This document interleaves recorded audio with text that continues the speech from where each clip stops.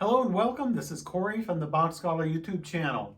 I appreciate you watching this video today, and I hope that you will learn something from it that you might not know.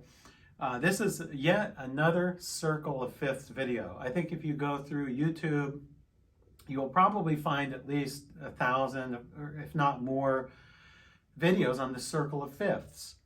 What is the Circle of Fifths? Why is it important? And why do you need to know this? And how can it help you in understanding or analyzing music? Those are some of the things I want to go over today in this video. I know that I have a previous Circle of Fifths video that I did on YouTube. Must have been probably around 9 or 10 years prior to this video, but there's always room for another Circle of Fifths video. So hopefully you will get something from this video that perhaps you didn't get somewhere else.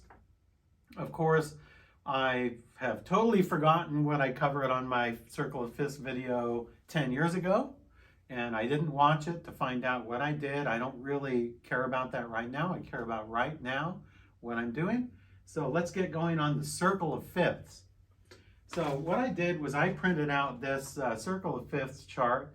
You can, what I would suggest to do, if you don't have this in a book already, just simply go to Google Images, put in Circle of Fifths, and find there must be at least 100 or more of circles that look somewhat like this.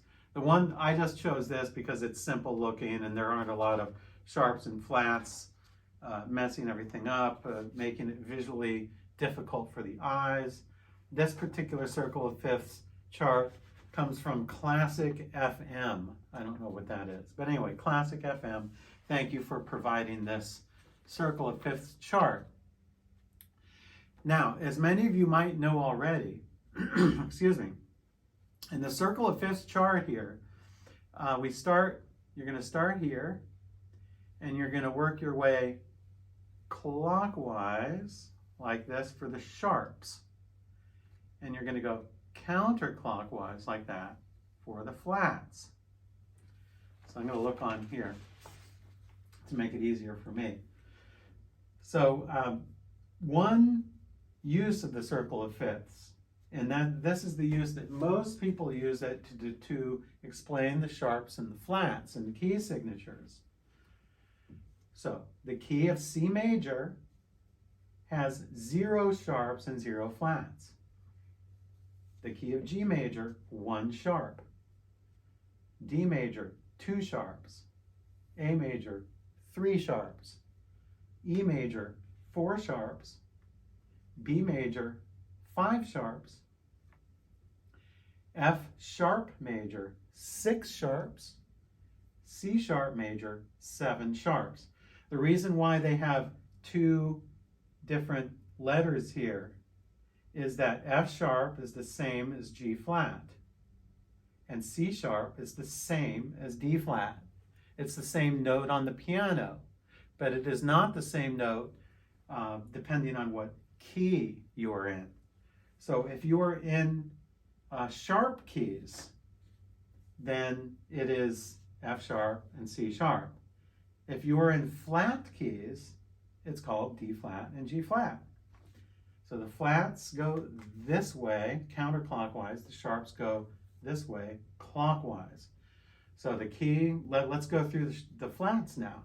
The key of F major has 1 flat. Actually, let's start with C. C has 0 flats. F has 1 flat. B flat major has 2 flats. E flat major has 3 flats. A flat major has 4 flats. D flat major has 5 flats. G flat major has 6 flats. And C flat major has 7 flats. You will almost never see pieces in the key of C flat major. That's why I don't even think it's necessary even to practice that.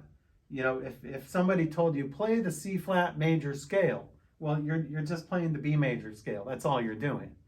But it is possible in music theory to rewrite that B major scale in the key of C flat major. It would be a little strange and hard to read, but it would still be C flat major.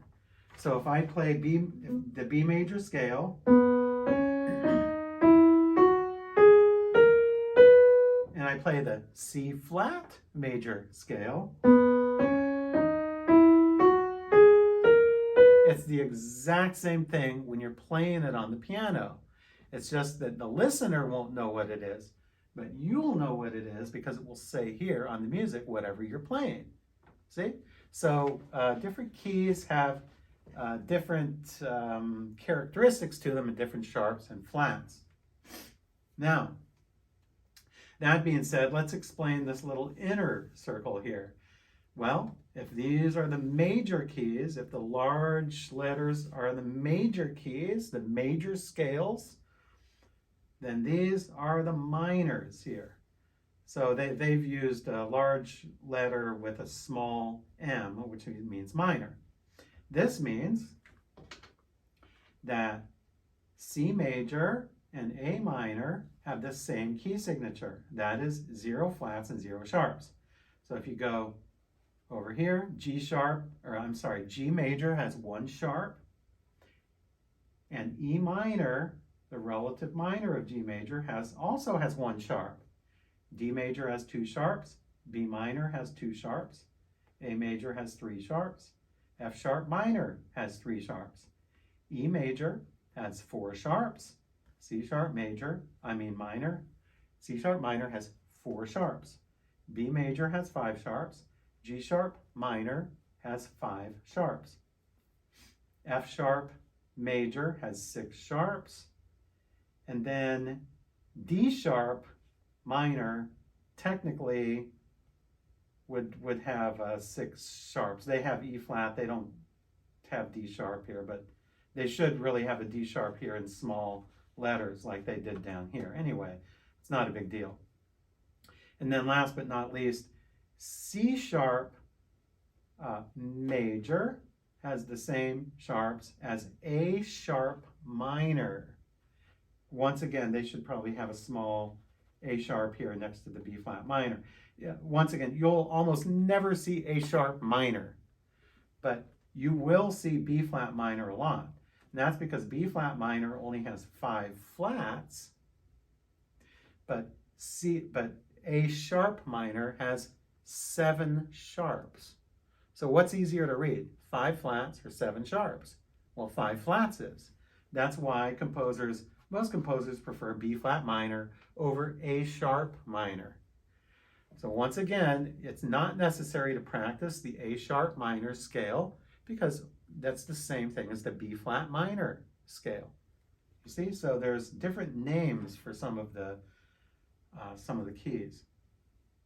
Now let's go in let's go in this direction here, counterclockwise, and we're going to go over the minor keys. So we went over the minor keys, the sharp minor keys going this way, clockwise.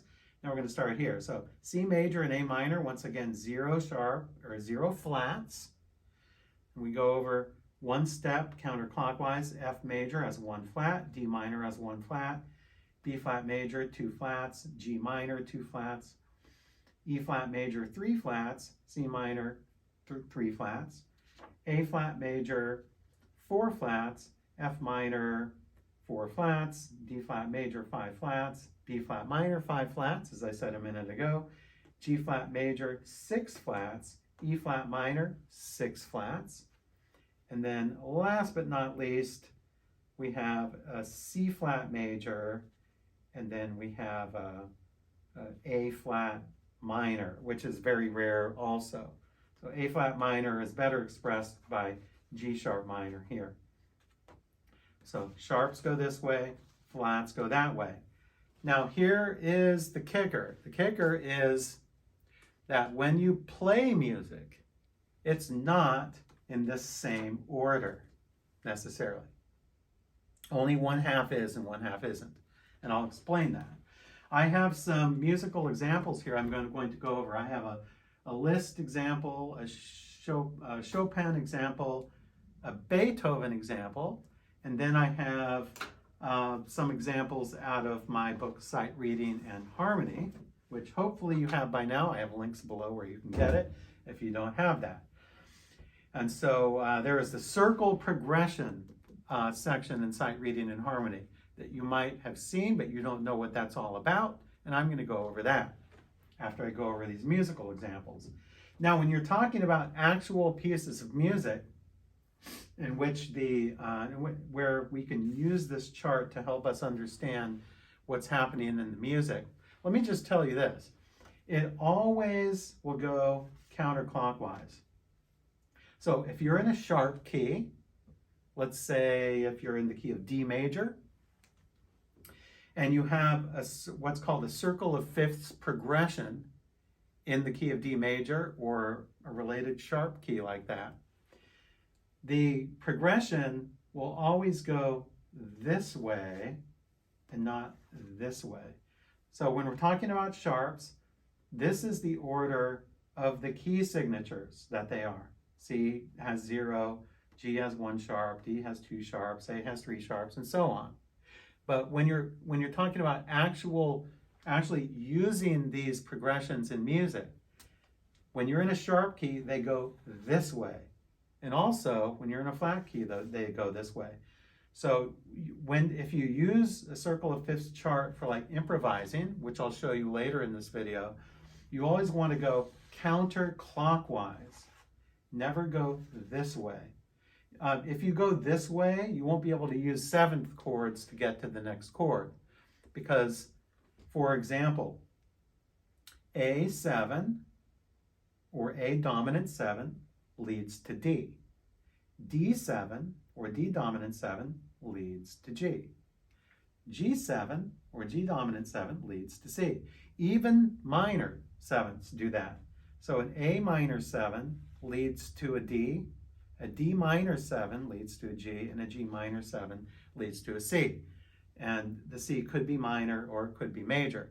So you can also understand all these letters as being just generic letters rather than specifically assigning a flat or a sharp next to them.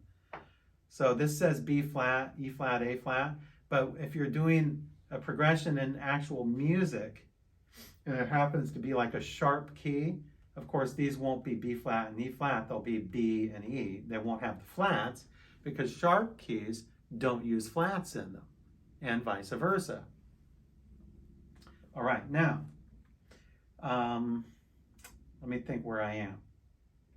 By the way, I'm just doing this off the cuff. I've planned it in my head what I'm doing. Next, what I want to do is go over some musical examples and show you how this chart works. Now, I am sure that you have heard this beautiful composition by Franz Liszt.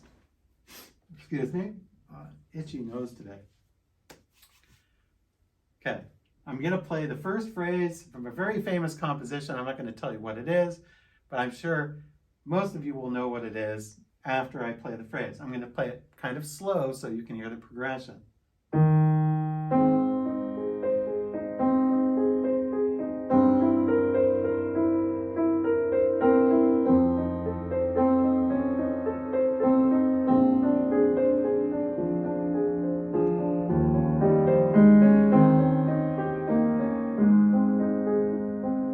Very beautiful. Name that composition for $1 million. It is Liszt's Liebestraum number 3. He actually wrote 3 Liebestroms. This is the famous one, number 3. It's in the key of A flat major. So if you have this sheet music, please find it in your book you have or print it out somewhere. We're just going to talk about the first few measures here. 1, 2, 3, 4, 5, 6, 7, like the first, say, 7 measures or so. All right. So we have, I'm going to do this.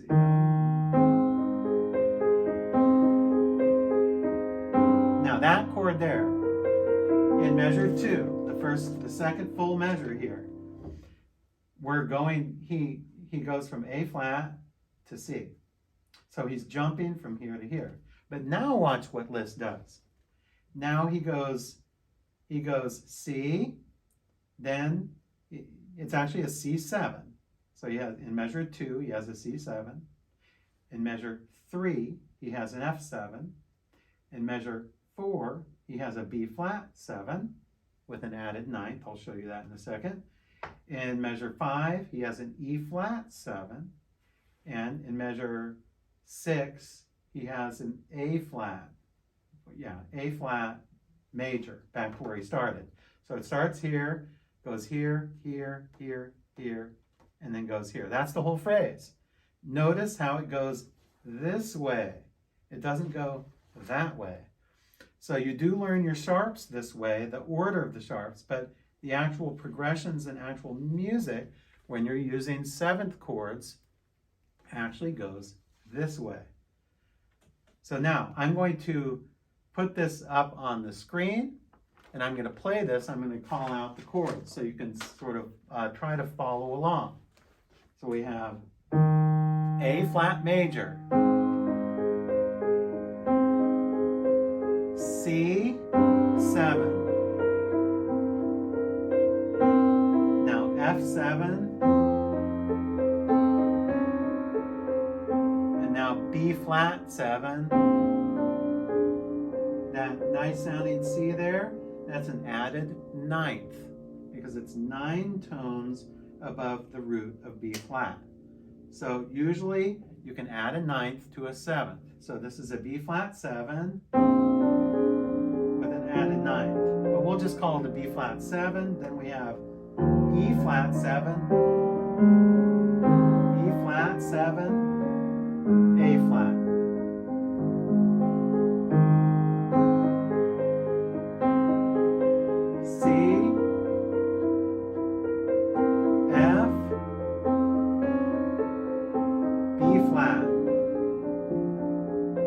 E flat,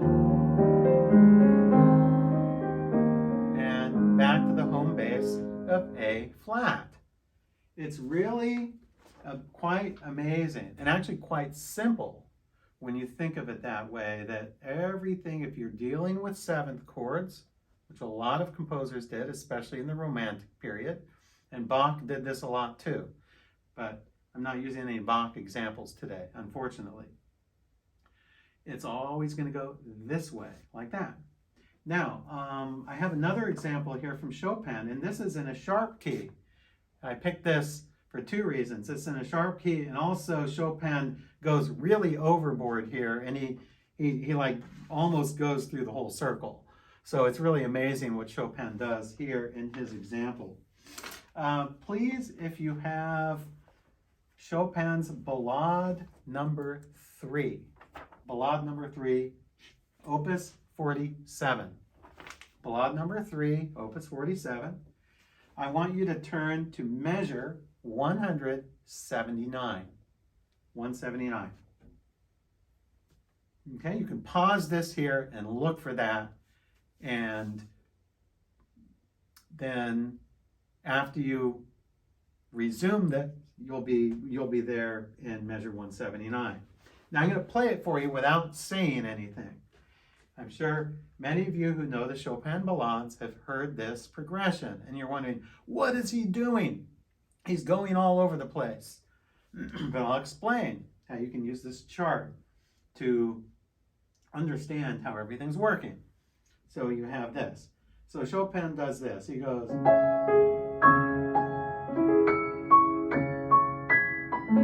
I'm playing really slow, by the way, so you can hear.